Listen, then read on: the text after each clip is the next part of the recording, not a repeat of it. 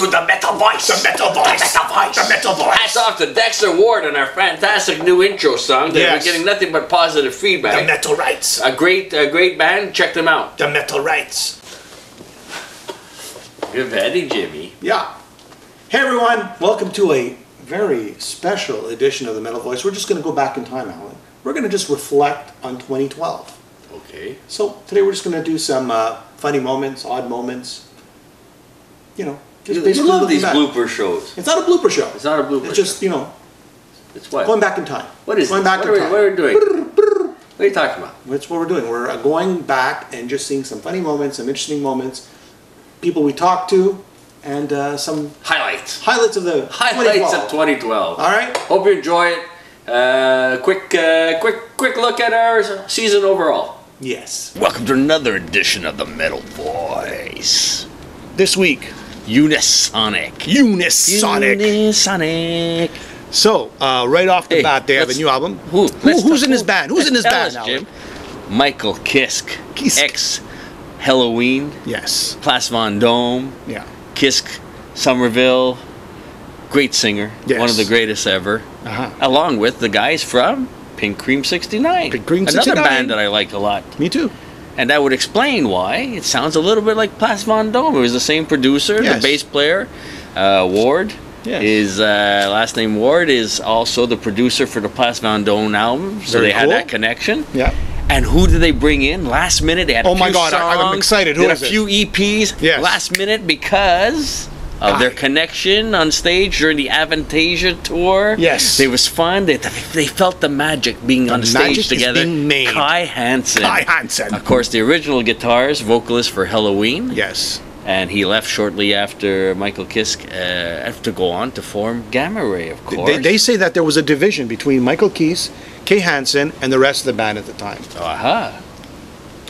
There we go. So they've been reunited. So they got on stage with Avantasia. They each played their parts. They were having a good time, and they felt the magic. The magic is Let's do something with this. We need a second guitarist. Abracadabra. The first guitarist is a fellow that was playing with Gotthard, which we'll talk about as well. Wait a second. Was it Mandy Meyer? Mandy Meyer did Crocus, Gotthard. Yeah. There's that connection. Let's talk a little about Crocus, Gotthard. Let's talk about Crocus. Yes. We can do that right after. We can do it right now. But we were talking about Unisonic. Okay, Unisonic. Great album.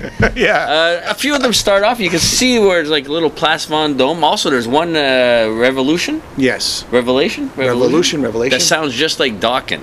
It starts. You swear it was Dawkins.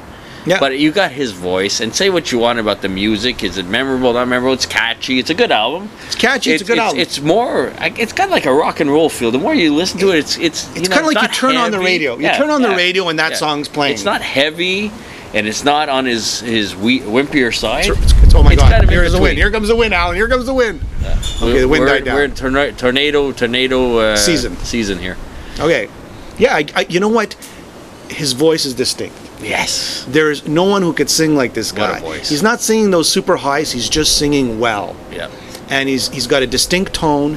He's singing great. They're super catchy, these songs. This is not a heavy metal album. Okay, so and of course they're musicians that have years and years of experience, so you know it's going to be well produced. Comes the wind again, Al. It's going to be well produced and it's going to be well played. It's kind of like the whole album was super catchy, but it was so catchy to the point it wasn't memorable. Does that make sense? Well, I mean, Unisonic's kind of like Toe Jam by Anvil. It's got that 4/4, you know, like what do you call that? The square dancing jig. Yes, the jig. Yeah. And the great solo. Check it out. I would give it an 8 out of 10. Yeah, I'd be more like a hovering around 7.8 because it's sort of like I've kind of heard it before, but I appreciate what they've done. Yeah, it's a good album. It's a solid album. Yeah. So go out and check out Unisonic. It's unbelievable the amount of quality metal bands that are coming out from that country. Yes. Long tradition. I mean, going back to the 300 in the ancient times, they were the original power metal bands with songs such as "Kill All Philosophers," "We Are Sparta," "Rock and Roll," and "Kill All Night." That's right. These are great. You know, a great history there, great metal history in Greece, and you've come across.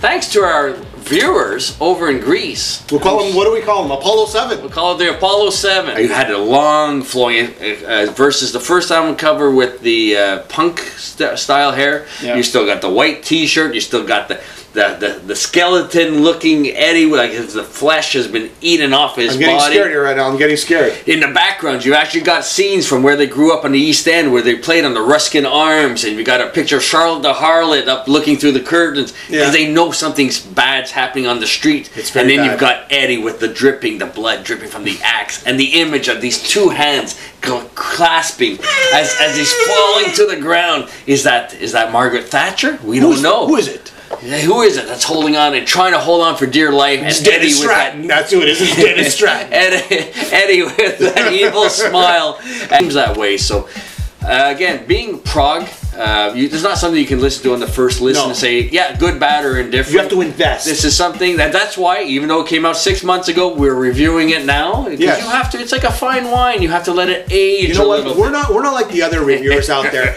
As soon as the album's out, they just review it and then listen to it and they just say, I love it, or I hate it. No, we have to sit back, invest. We invest. Like our money, we put in the bank. Well, we listen to the CD, we listen to it over and over again, and we go, you know what? Then we form our opinion 6 weeks later. We got to live with it a little bit. Let it breathe. Open up that carafe of wine. Let it breathe a little bit. Yes. Same thing with this album. Yes. I've played it with different people. Some people, like you said, a little bit of holiday reading I enjoy. Wait a second, Alan. What's that? It's time out. We bring out the big nut. Okay, get your nut out. There we go. Here's the big nut. He loves it. Here's the nut.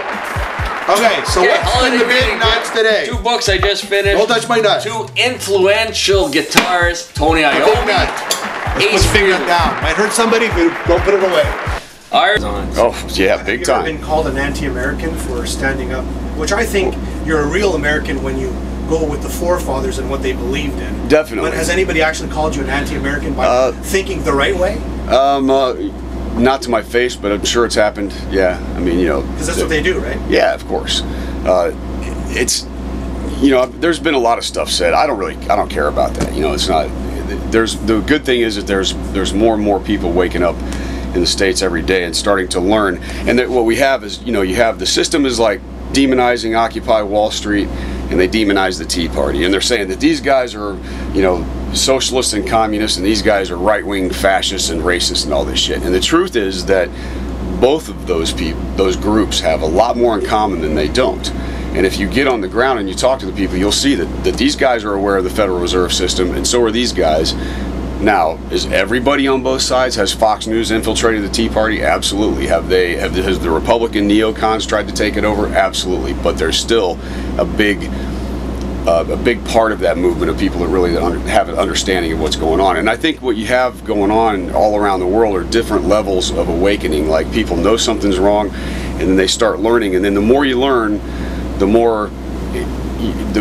crazier it gets, and the more harder to believe it is, and then so you have these people that are at a kind of a low level awakening that are in denial about how really bizarre some of the behavior is of people in the federal governments. And it kind of reminds you of that movie Men in Black. When they wanted to get the real scoop, they go over and pick up National Enquirer because it was just too outrageous to believe, right? Yeah, and that's when it was.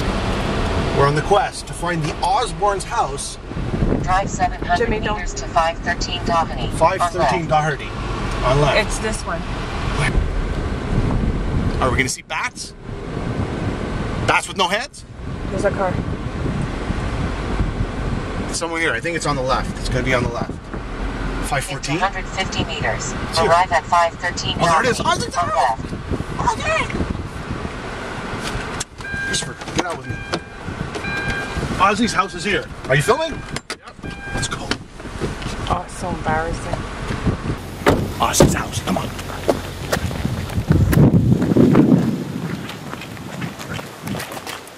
This is we're standing where the Osbournes was filmed. Above there. We can't see nothing. It's just the gate. Here, give me the camera.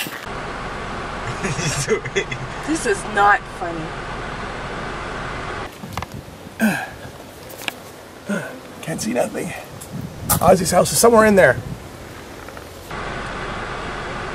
What an idiot. All right, here we go. He's got also another house in Malibu. Well, this is the one where the Osbournes was shot. Hitting and going away. We're gonna do a show on hair metal. Hair metal. Not necessarily my favorite. I blame them for the demise in the 80s of heavy metal where we know and respect it. And that's where grunge came in and took Yes. over because of hair metal, corporate. You know, Alan, we did have long hair at a time. So all those guys out there saying, grow your hair, grow your hair. No, we had hair down to here. I had hair down to here. No hairspray, man. No hairspray, but down to here. We both had hair down to here. Seriously, does that ever get tired? You'll always be linked to the Maiden Legacy. It's been quite some time since you've left the band. Does that ever get tiresome for you? It's a question I'm often asked, to be honest, and I think it's where you come from. You know, I come from a place where I was a huge fan of heavy metal, and I'm not as huge a fan now because I think, you know, it's more difficult now to find the really good bands who are doing something a bit different. But I came from a place where I was a huge fan of heavy metal, and it didn't matter if I didn't know the band. I would just buy the ticket because I'd heard of them and I would enjoy them. So that's where I come from. And I was a huge Iron Maiden fan. When I was working nights in my first job, then I had Iron Maiden on my Walkman, you know, playing end to end those first few albums. Right. And I loved them, the same as I loved AC/DC and Black Sabbath. So I knew, as a fan of Iron Maiden and of Kiss to a lesser degree, that once you are in that band, every single fan, real fan of that band, knows the name of every ex-member of that band. Exactly. Every Kiss fan, every hardcore Kiss fan can name every single member of Kiss that there has ever been. Even Mark St. John's. And they can probably tell you what songs they wrote in the band as well. Exactly. Wicked So Lester. I knew that going in, that if you go into Iron Maiden, you're always going to be, if you're not in it, you will always be an ex-member of it. And I didn't think I would be an ex-member, because of course I'm so much better than Bruce. With my hair, you know the way it is. You were talking earlier about how music transcends, and that's what you're aiming for. You brought up Queen and how they're great examples of that. Were you surprised for the Queen's Jubilee that the top album coming out of Britain in the last 60 years was Number of the Beast? No, I wasn't surprised by that, but the whole thing about that, the thing at the Jubilee, was I am very upset that I wasn't asked to perform. You know, I think it's, they obviously know about me, they must do. That's right. They didn't ask me there. Again, they've kept heavy metal out, and they've kept one of the top stars of metal away from the Queen.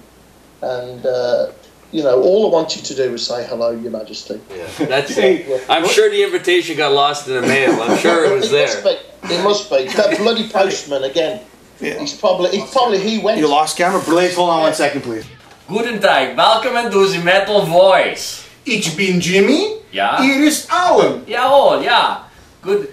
Welcome, schnell, Jim, schnell. Schnell, what's schnell? Hurry up. Why are we talking like this today? Because we're doing Global Part 3, Global Metal Part 3. Drei. Un, dos. That's No, that's Spanish. I don't know. You figure it out. Okay. Anyways, it's Germany. Yes, Deutschland. The Deutschland. The center of Europe, the center of power metal. Achtung. Sure. Okay, great. Okay, go. 1, 3, 2, 1, go. Hey everybody, this is Chuck Billy and you're watching The Metal Voice. Yeah. There we go. Okay, one more time, just in case. Alan, don't talk this time. 3, 2, 1. Hey everybody, this is Chuck Billy from Testament. You're watching The Metal Voice. We're good. We're good. You know what I'm Christopher? You should see this basement. It's like hot wired. You know, cords, cables running everywhere. If we put a coffee machine in, we'll lose all the power in the neighborhood. Nice. Where are you guys located? Montreal. Canada. Montreal, Canada. Excellent. Okay, just do it one more time, just in case. 3, 2, 1. Hey, this is Wolf Hoffmann on The Metal Voice. Ready? Yep. 3, 2, 1. Hey guys, this is Thomas from the band Camelot, and you're listening to and you're watching The Metal Voice. Check it out. You have a teleprompter? You do it with No, I paper? don't have paper. This is, oh, look, you got a pen and paper. That's high tech. It's high tech. This is. Wait till you see our studio. What's that? In the garage? Back to the 80s. They're in the car. What is it, the motor room? Yeah. Studio? It's in this basement. It's in his basement? No, it's a high tech. Next to the, next Did to you see the our wolf interview? Did you see our wolf interview? Yeah, when I heard the water heater go.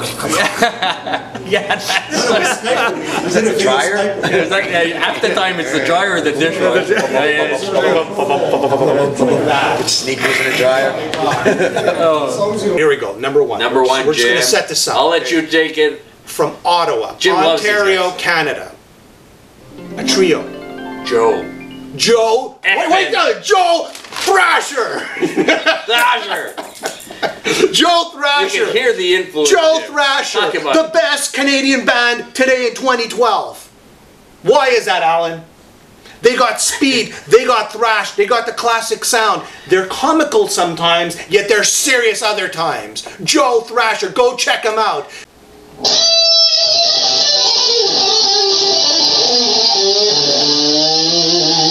This is Jeff Duncan from Armored Saint and DC4. And I'm Michael Tony, the author of Tales from the Stage, and you are watching The Metal Voice.